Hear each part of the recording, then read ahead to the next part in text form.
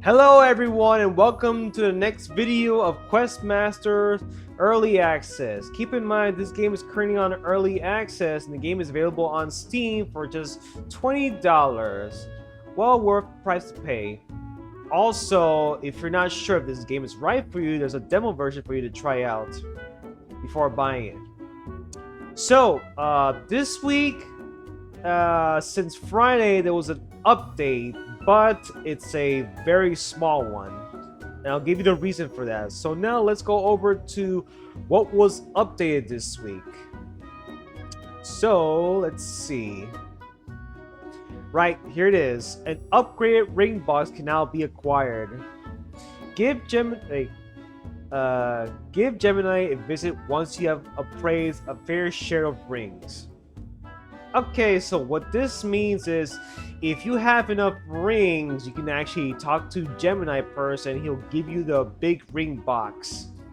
I won't spoil to you how many rings that you need, but if you want to see for yourself, try collect as many rings as you can and before talking to Gemini. Well, if you have got some rings, you can just go talk to Gemini and he'll appraise some rings for you, like always. So start collecting rings. So the next one here is called breakable parts like pots or crates can now be spawned or put into chests.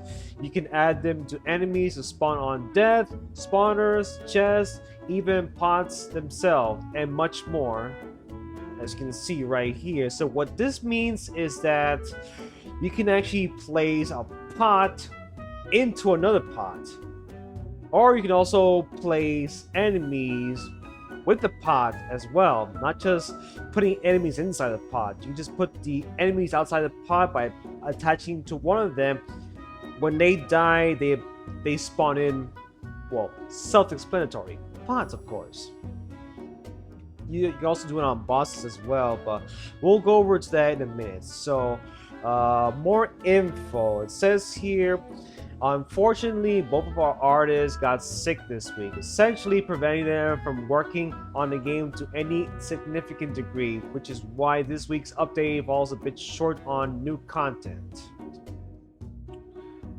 I see. Well, things like that can happen, even to a developer. Well, they did as much as they can to bring in the update for us, hence why it's a very small one, so it's understandable. They shouldn't push really hard when they're feeling ill, so that's understandable. But hopefully by next week we'll get a bit more content. And let's not forget, guys, we're in July, which means the big update is upon us very soon, so I'm looking forward to it. If you want to check out more about the updates, check out their roadmap for this month. So they say that it's gonna be by the end of July. That's all I got the info so far. So by the end of July, they'll bring in the major update. Okay, guys, that's enough for that. Let's go ahead and head into the game so we can see all the stuff they added. So, first of all, let's go over to my menu right here, go to the inventory, and here we have a ring box. You can now upgrade your ring box. If you have enough rings, you can actually use 2 rings instead of 1. Hey, it's very awesome, right? A big full advantage in the dungeons. Well, specific dungeons, that is. Unless you're dealing with a Kaizo one, then good luck with that. Okay, so in order to get the big box, you walk over here to Gemini.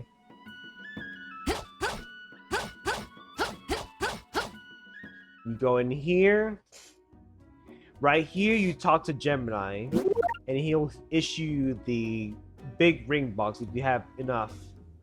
I already got my big ring box, so I can't show it to you what it looked like, so yeah. And of course, if you have more rings, you can actually stash more rings to a different room, which is pretty neat.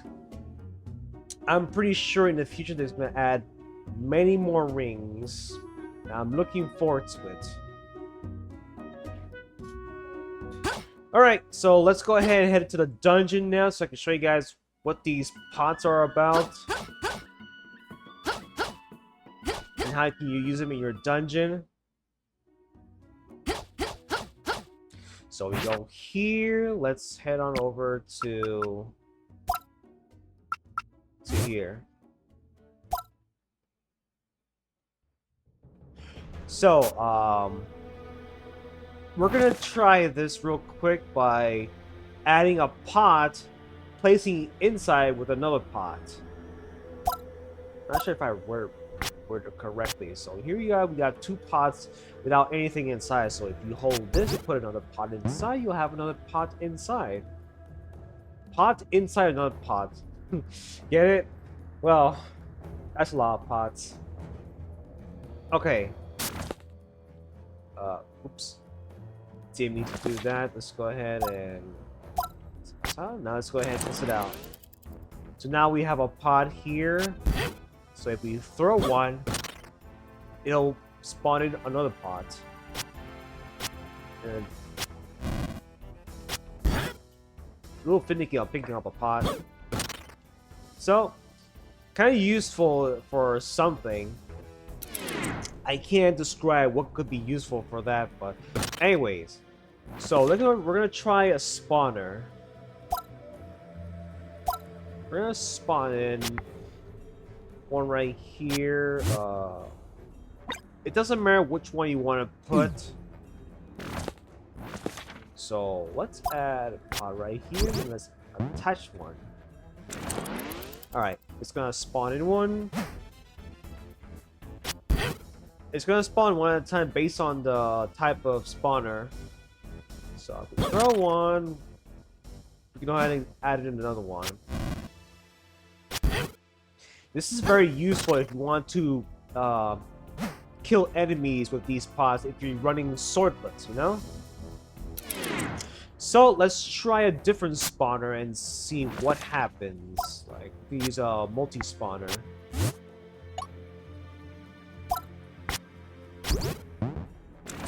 So let's see. So once we grab this, it's gonna bring in another pot. Another one. Oh, I stepped on the spawner. And another. And another. And another. It just goes on and on. So you have these as your disposal, used as a weapon. Okay, so now we're gonna try out the enemies. So let's say we place this type of enemy. Then we put in a pot here. If you kill the enemy, it'll drop one. There you go. Now we're going to do a little bit more experimenting on the spawner. So what happens if we put a spawner and then spawns enemies with the pot? What happens? Oh! Did you look at that? It works!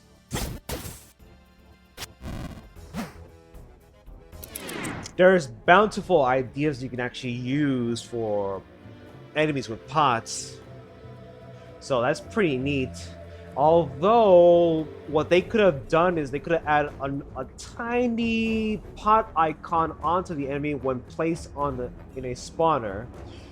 So let's try using the multi-spawner, see what happens.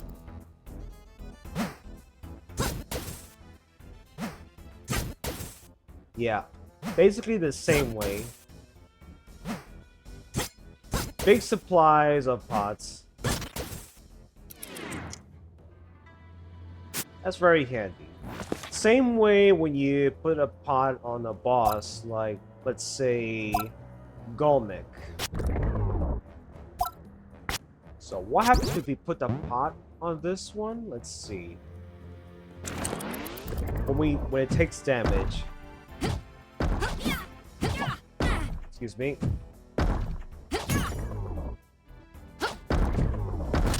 Yeah, pods drop down to the floor. You could actually take damage from the pod, by the way. If you can actually make it damage us.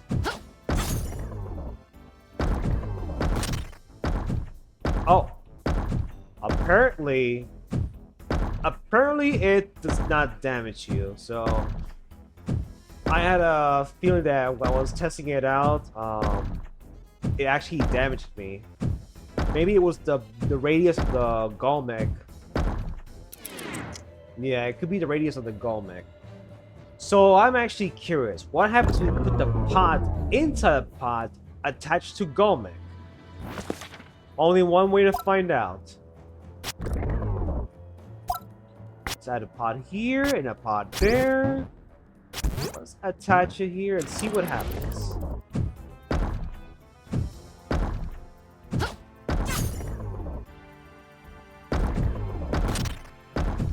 Haha, that's so cool. It actually works. It could be used as some sort of a barricade. But there are other options you actually put attached to Golmec, act as a barricade. So this is actually pretty neat.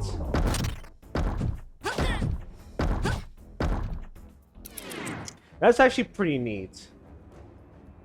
Alright, so is there anything else that we can actually attach the pod to? Like...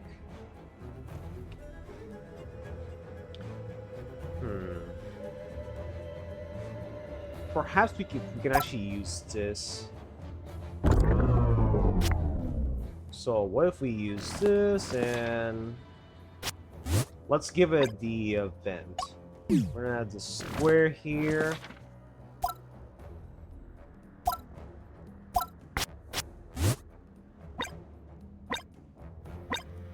Oh, apparently it doesn't work.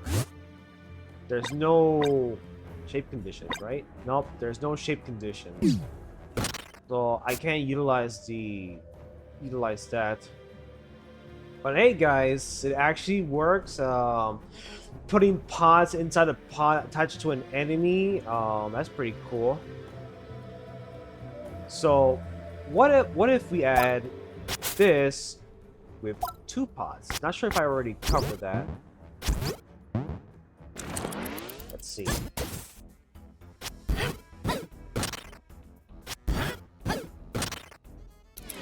What if we add 3 pods and attach it to an enemy? Will that work? One way to find out.